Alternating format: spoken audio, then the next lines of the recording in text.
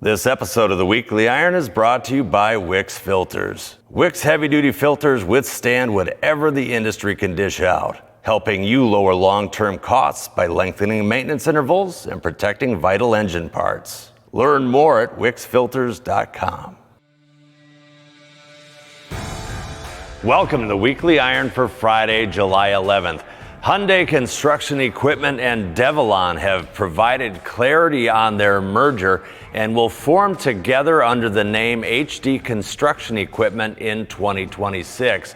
Having said that, both individual brands, Hyundai Construction Equipment and Develon, will continue to operate independently with independent dealer networks in North America. In today's must-read article on fleet management, Mike Forster dives into telematics data and how it can go well beyond maintenance management to help proactively support daily job site cost reporting. Read his latest work at constructionequipment.com.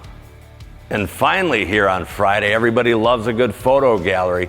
Frank Razon takes a seat in the new P-tier backhoe loaders from John Deere to give you a first-person perspective on what the new design changes look like from inside the cab. Have a great weekend, everybody. Be safe, and we'll see you next week on The Weekly Iron.